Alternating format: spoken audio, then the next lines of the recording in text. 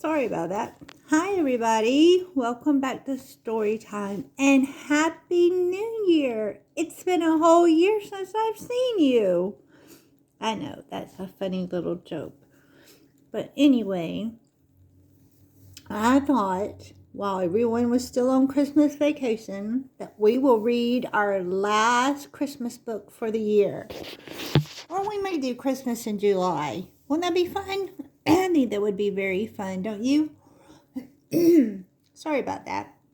So, before we get into our book, let's do our letter of the day and our positive words of the day. And we are up to letter in Dr. Kelly Anderson's book. Who remembers? We're not on E. Are we on F? No, we're all the way up to I. I'm so silly. I is for intelligence and innocence and I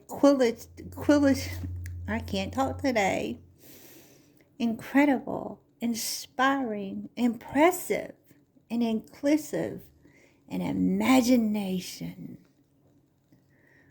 You are all those words and more. Just like you are. Let's go through our book.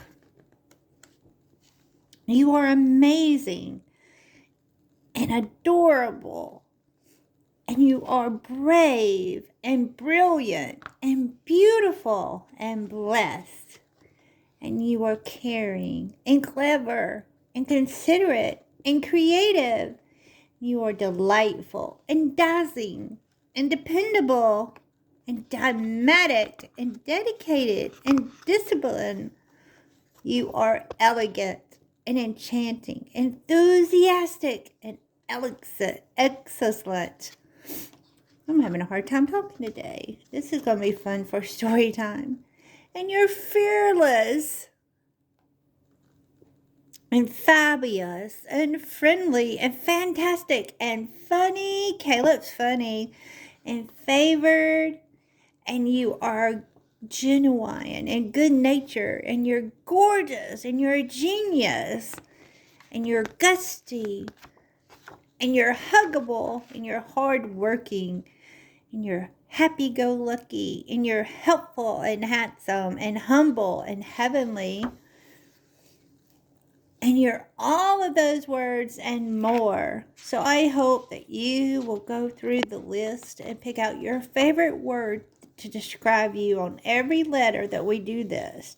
And then that way, you can make a list. By the time we get all the way to Z, you'll have 27 words to describe you. But before... And I want to say a big thank you before we get into our book to Dr. Kelly Anderson for sending me this book along with the coloring book and the workbook. And I am so grateful she did that. And you can buy Dr. Anderson's book on Amazon. Now let's all get ready to introduce ourselves. Okay? So when I say 3, I want you to tell me your name. Are you ready? Everybody get ready. 1, 2, 3. Claudia, or you can call me Sissy. So let's say hi to our friends. Let's say hi to our friend Caleb. And Caleb lives in Canada. And Journey, and Margot, and Harrison, and Erica, and Faith, and Kendall, and all my little friends in Miss Elwood's class. Hi, everybody.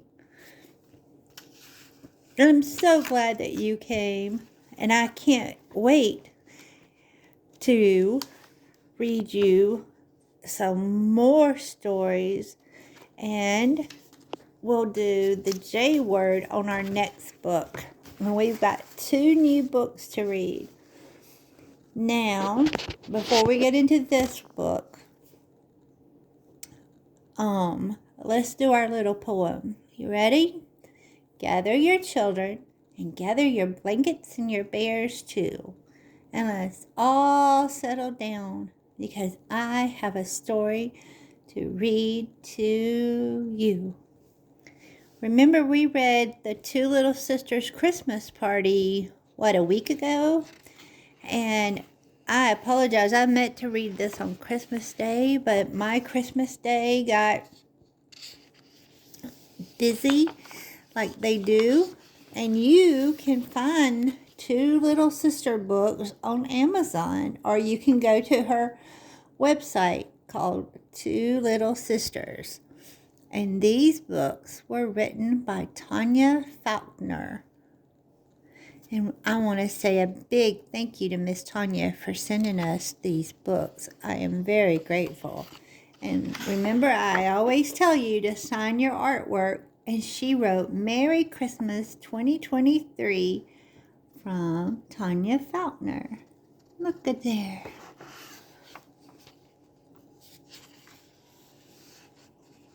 So our little sisters are going on an adventure to celebrate Christmas with a great aunt and a family, and it turns out to be a very special Christmas. So what else do we do before we get into the book? Oh, I know. Gather your children and gather your blankets and your bears too, and your sisters, and let's all settle down, because I have a story to read to you. Do you say it with me? I hope you do.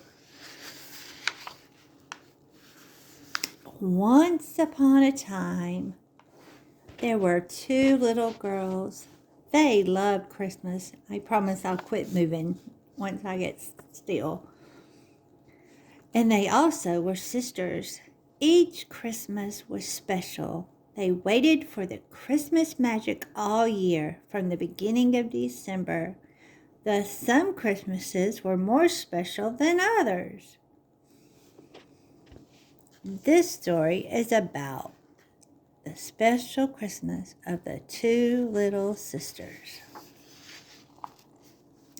On Christmas Eve, the two little sisters were waiting to see their great aunt Zena. She was a very kind old lady and a very good cook. Whoops, sorry. The two little sisters could not wait to see her and taste her holiday new recipes. Do you have an aunt that cooks or a grandma that cooks? Or a mom or a brother? I have a brother that cooks and bakes. Late on Christmas Eve, the two little sisters with their grandparents finally left the house to spend the night before Christmas with great aunt. The weather was wonderful outside. The clear, dark blue sky with the stars and cool air with a few tiny snowflakes. Did you get snow for Christmas?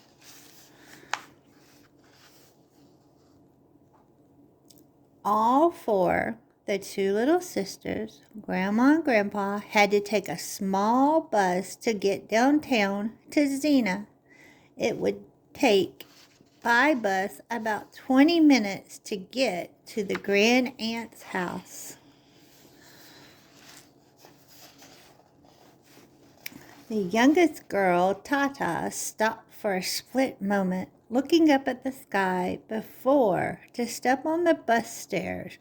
She pointed to her sister Erin, to the sky on the stars, and noted the magic of Christmas Eve, and both sisters felt wonderful Christmas spirit. Whoops. The bus was almost empty, and only a few late passengers rushing to get home to their families for Christmas. The bus driver, a nice old gentleman, was super friendly with a funny smile. Okay, I gotta move. But what amazed the two little sisters the most was that he had an adorable tiny Christmas tree standing next to his dash. It had lights and a star on the top. And each time the driver stopped at a intersection's red light, the tree brightened its lights with all colors in the world and played a Christmas melody. How neat. Great Aunt Zena, in her best dress, delightfully greeted the two little sisters and their grandparents, and the Christmas Eve celebration began. The dining room table was set in the living room so everyone could fit in, and all the great aunt's special dishes were placed as an art mosaic on the holiday tablecloth. I'll tell you about our Christmas Eves growing up at the end of the book. Zena did not just prepare a Christmas meal, but each of her dishes had some kind of a special decor with vegetables or fruits. A big, beautiful vase was full of all kinds of fresh fruits.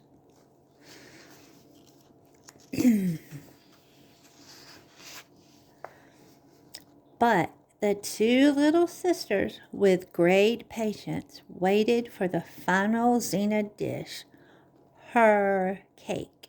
The cake. It was a sugar cookie dough cake with buttermilk cream decorated with small chocolate and walnut crumbs on top. Look, I see a tree, and I see mountains, and a snowman, and a star, and a house, and a green peppermint, and a peppermint, and a Christmas ball. Do you see all of that?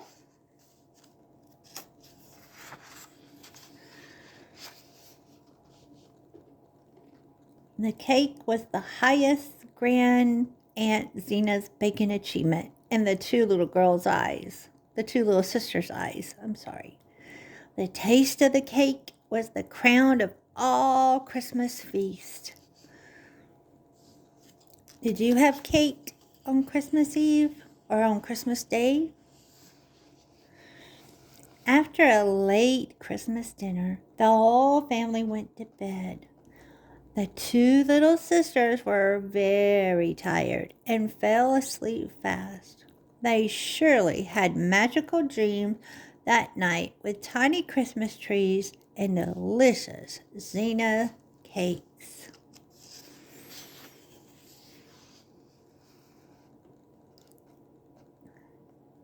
In the morning on Christmas Day, the two little sisters found one of the most gorgeous Christmas trees they had ever seen in the living room. Great Aunt Zena had a talent for decorating. Do you see the butterflies? Do you see the star?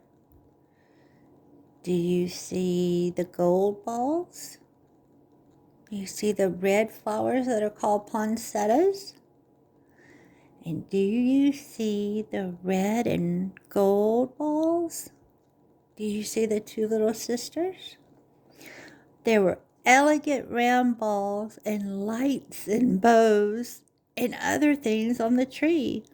But what the two little sisters liked the most were the charming butterflies made of metallic paper with glitter floating in the air. See? They were hanging on the tree on thin, invisible threads.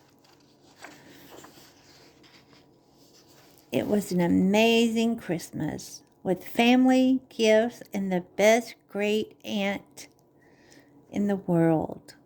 The two little sisters could not wish for better. They were Merry Christmas to all. They wish Merry Christmas to all and to you. Merry Christmas. And look, there's the gold butterflies. Do you put butterflies on your tree? Or do you put some people put a spider on the tree. Do you know why? Do you know the story behind the Christmas spider?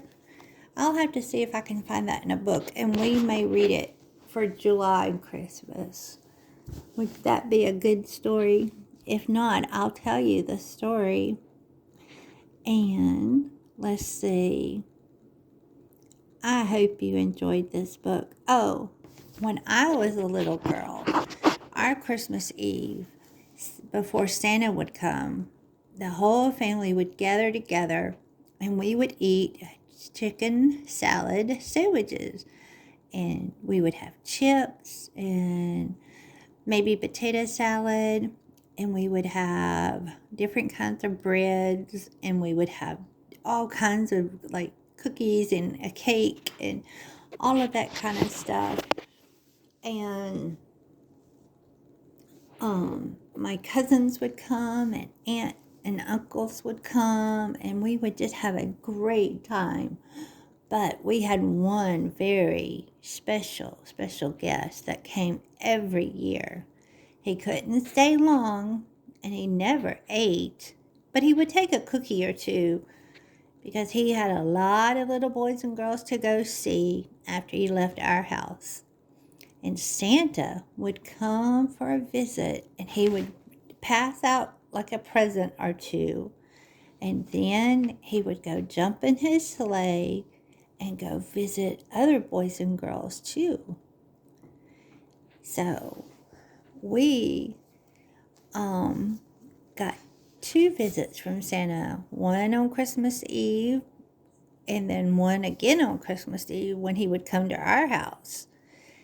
So anyway, but we would cook chicken salad. We would cook a chicken, and we'd cook 2 whole chickens, and it would take all day long because we cooked it on low and slow. And then we had to let the chicken cool, because then we would have to put it in the refrigerator. And then the next day we would put it in the meat grinder, and we would grind the meat. Hi, Shadow. You want to say hi? There's Shadow. I know, you got a close-up of Shadow, didn't you? Yeah, Shadow's so sweet. Say hi. Okay. And yes, he's a very big cat. And then we would grind the meat, and then we would grind the meat again.